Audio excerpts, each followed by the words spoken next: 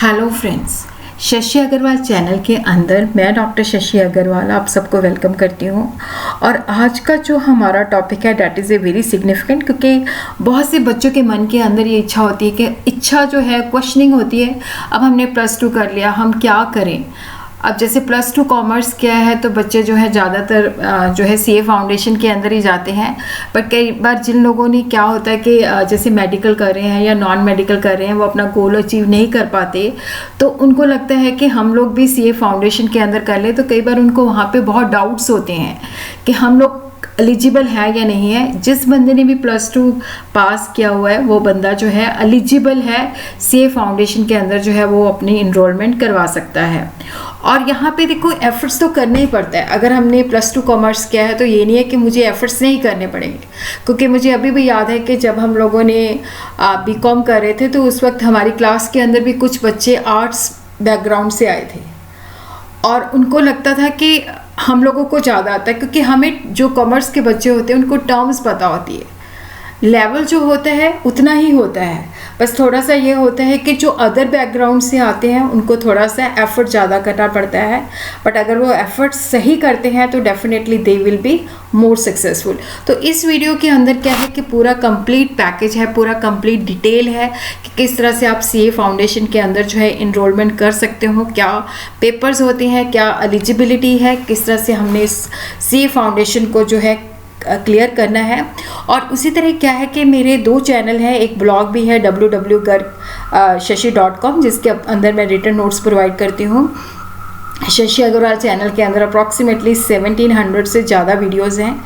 Shashi Agarwal economics and law classes जो है वो इकोनॉमिक्स और लॉ क्लासेस की जो है वीडियो देता है। और अगर आप लोग जो है सीए फाउंडेशन, क्योंकि यहाँ पे जो मैं अपने चैनल्स पे जो फाउंडेशन कोर्स रन करती हूँ that is totally free of cost. अगर आप लोग ज्वाइन करना चाहते हो तो मुझे जो है कमेंट बॉक्स के अंदर जो है लिख के आप ज्वाइन कर सकते हो।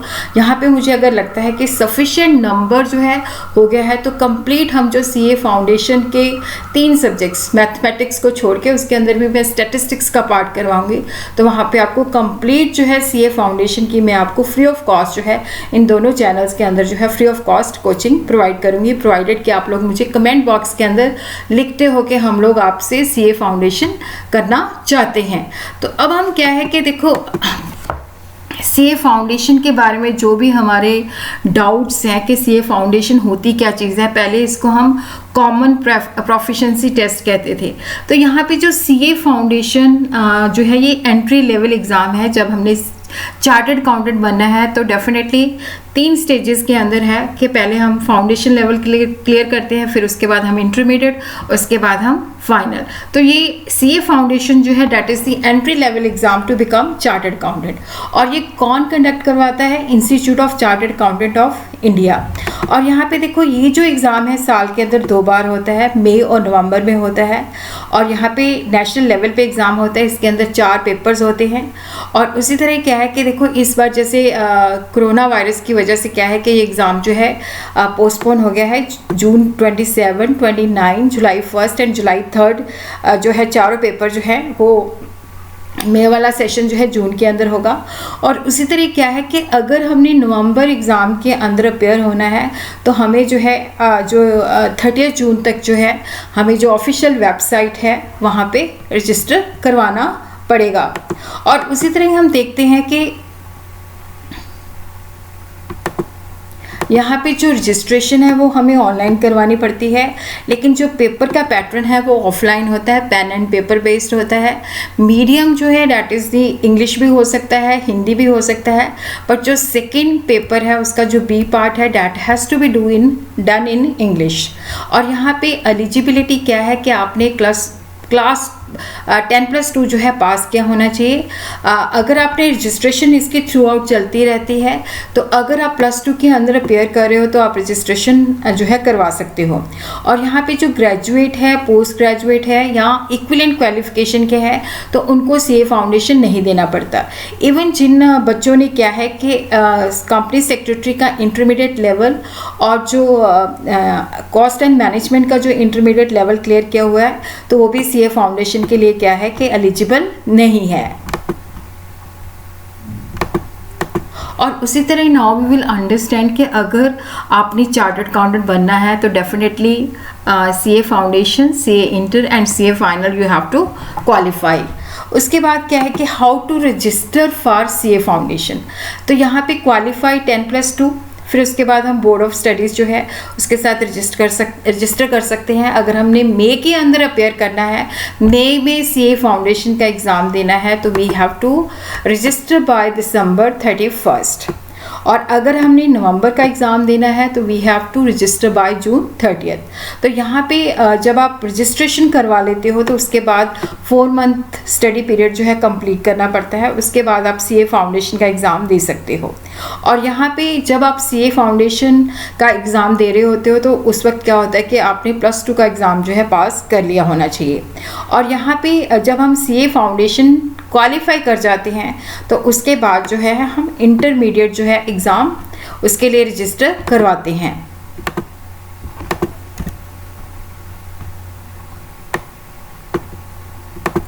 और हम देखते हैं कि एलिजिबिलिटी क्राइटेरिया क्या है। Must have passed appeared in this year for class 12 और एनी इक्विवेलेंट एग्ज़ाम। देखो या तो आप +2 पास कर चुके हो या आप इस साल जो है +2 के अंदर अपेयर कर रहे हो, या ऐसा ही कोई +2 के इक्विवेलेंट एग्ज़ाम जिसको बोर्ड रिकॉग्नाइज करता है। और उसी तरह जैसे मैंने आपको बताया कि मई के अंदर अगर हमने अपेयर करना है तो 31 दिसंबर, और अगर नवंबर के अंदर अपेयर करना है तो June 30th। और यहाँ पे minimum of 4 month of study period before appearing for the CA foundation. और यहाँ पे अब देखते हैं कि what is the procedure to apply for CA foundation. देखो पहले हमने ये ऑफिशियल वेबसाइट जो है ओपन करेंगे, वहाँ पे स्टूडेंट्स पे हम क्लिक करेंगे, फिर उसके बाद हम कोर्स रजिस्ट्रेशन फॉर्म पे क्लिक करेंगे और वहाँ पे हम जैसे name, gender, date of birth, email ID, mobile number जो है वहाँ पे फिल करेंगे। फिर उसके बाद रजिस्टर पे क्लिक करेंगे तो हमें OTP आएगा और उस OTP को जब हम सबमिट कर देंगे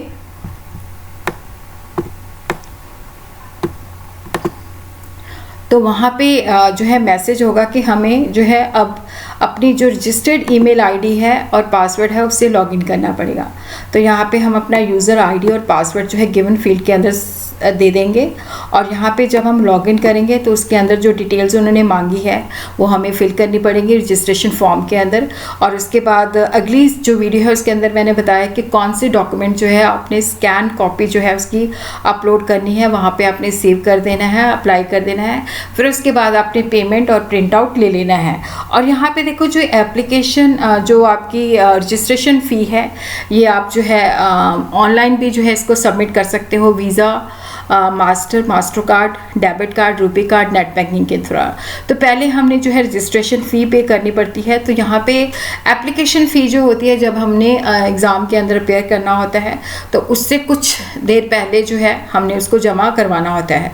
जब हम रजिस्टर हो जाते हैं तो we have a validity of 3 years। तो इसके अंदर हम मैक्सिमम जो है 6 अटैम्प्ट जो है दे सकते हैं। अब हम देखते हैं कि डॉक्यूमेंट्स कौन से चाहिए। तो ये स्कैन कॉपी जो है इसकी हमने जो है अपलोड करनी होती है। Attested copy of the admit card, marksheet of class 12th, 1 recent color photo fixed on the printout of the online successful registration form, attested copy of the proof of nationality if the student is foreigner, attested copy of the proof of special category certificate SC, ST, OBC, differently abled, और उसी तरह attested copy of the 10th marksheet या admit card of the 10th जिसके अंदर name और date of birth जो है हो।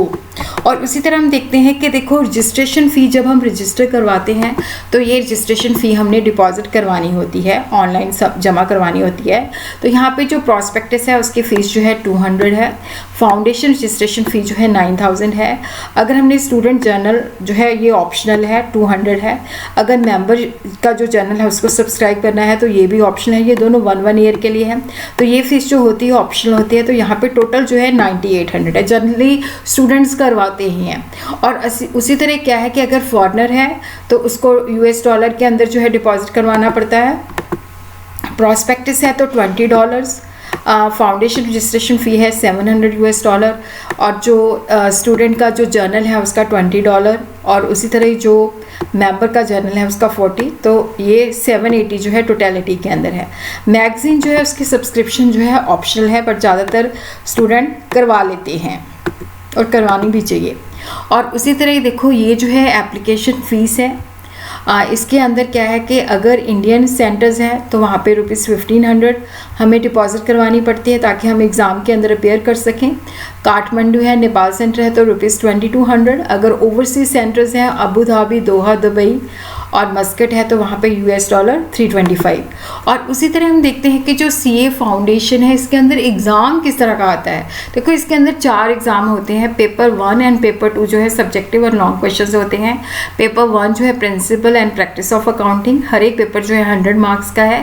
पेपर 2 जो है business law and business correspondence, business law 60 marks की है और बिजनेस कॉरस्पॉन्डेंस एंड रिपोर्टिंग जो है 40 मार्क्स का है। देखो यहाँ पे जो मीडियम है चारों पेपर के लिए इंग्लिश एंड हिंदी हो सकता है, बट जो पेपर 2 का B पार्ट है उसके अंदर आपका मीडियम जो है इंग्लिश ही रहेगा। जो बिजनेस कॉरस्पॉन्डेंस एंड रिपोर्टिंग है तो यहाँ पे जो पेपर 1 एंड 2 है ये सब्जेक्टिव एंड लॉन्ग क्वेश्चन है। पेपर 3 जो है business mathematics, logical reasoning, statistics. Business mathematics 40 marks, logical reasoning 20 marks, statistics 40 marks. Paper 4 जो है business economics and business commercial knowledge, तो ये business economics 60 marks and business and commercial knowledge जो है 40 marks. और इन दोनों 3rd और 4th पेपर के अंदर मल्टीपल चॉइस क्वेश्चंस आते हैं, नेगेटिव मार्किंग होती है।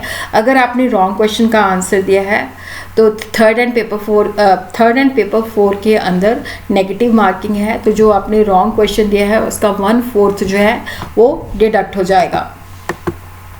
और उसी तरह हम देखते हैं कि हर एक पेपर जो है उसके अंदर हर एक पेपर का जो टोटल मार्क्स है वो 100 मार्क्स है। मैक्सिमम ड्यूरेशन जो है 3 आवर्स है।